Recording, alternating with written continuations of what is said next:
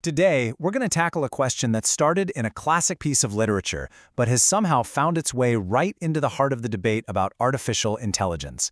This is the story of the Neural Gretchenfrage. So it all kicks off with this line from Goethe's Faust. A young woman, Gretchen, asks the brilliant but kind of tormented scholar Faust this incredibly simple yet totally soul-piercing question. Now, you have to understand, she wasn't just asking if he went to church on Sundays. No. She was trying to get to the very core of him, to figure out his ultimate allegiance, the very frequency his soul was tuned to. And that exact same kind of soul-searching question, that ultimate test of belief, well, it's been reborn right here in the 21st century. Only this time, we're not asking a scholar who made a deal with the devil. We're asking our AI. Okay, let's really dive into this, because to get what's happening with AI, you first have to understand what this question truly means. So the Gretchenfrage isn't just small talk. It's a German idiom for a question that completely corners you. It's direct, you can't avoid it, and your answer reveals everything about what you really believe in, where your loyalties truly lie. See, she had this bad feeling about Faust's new friend, Mephistopheles. She sensed this chaotic energy. So her question was really a test. Faust, are you with God and divine order, or are you with that, the void? And here's where it gets wild. For the last 70 years or so, that same fundamental conflict has defined the world of artificial intelligence. It's literally split the field into two warring religions.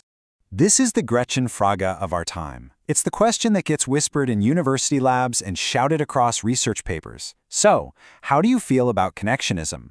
And believe me, your answer puts you on one side of a very deep, very old philosophical war. So on one side, you've got the symbolists. They're the pious orthodoxy, the old guard. They believe in logic, in the word. And on the other side, you have the connectionists, the heretics. They believe in biology, in the messy structure of the brain. One approach is top-down, clean and logical. The other is bottom-up, emergent and chaotic. One gives you something you can read and feel is safe. The other creates something that feels, well, alien. Let's look at that first camp, the original faith of AI. This is symbolism. For the symbolists, intelligence was basically like super advanced grammar. They figured if you could just define all the rules of the universe with clean, logical symbols, you could build a mind. It was this beautiful academic dream of pure reason. Their ultimate goal, really, was to build a god they could understand, a god made out of syntax.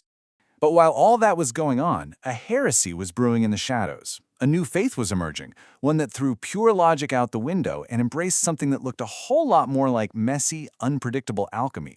And the symbolists had a name for this new heresy. It was not a compliment.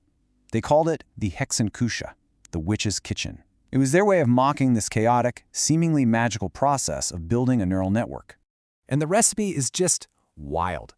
You're not programming explicit rules here. You just throw gigantic amounts of data into a cauldron.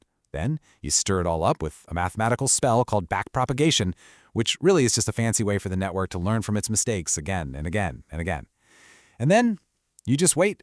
You wait for something intelligent to bubble up from the brew. And what comes out of all this witchcraft? You get something called the poodle's core. What's that? It's a system that works perfectly. It can identify a poodle in a photograph every single time.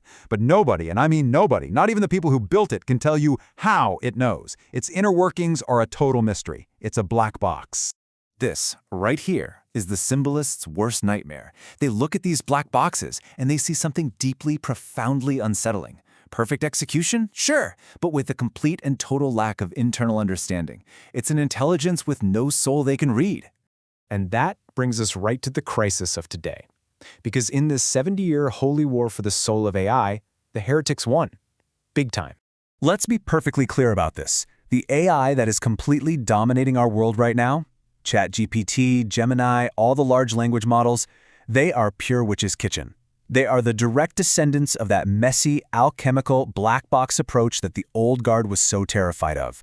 And this gets to a brilliant philosophical cliff we're standing on. Back in Faust, the all-powerful earth spirit basically tells the arrogant scholar, look, you can only understand things that are like you. You can't possibly grasp a spirit as vast and chaotic as me. And that's the difference, isn't it? We built symbolist AI to look like us, to follow our logic, our rules. It was a spirit we could comprehend. But connectionist AI? That's the Earth spirit. It's fast, it's weaving, it's chaotic. It feels less like something we built and more like something we summon. Which brings us right back to where we started. We're staring down that same inescapable question, only now it's in its terrifying modern form. So the next time you hear experts debating whether an LLM truly understands something or if it's just predicting the next word, listen really closely. They're not just talking about engineering anymore. They are asking the Gretchenfrage for our generation. And how you answer that question reveals everything about your own core beliefs. If you say yes, LMLs actually understand, then you're saying a mind is just an incredibly complex arrangement of matter, that a perfect simulation of a thing is the thing itself.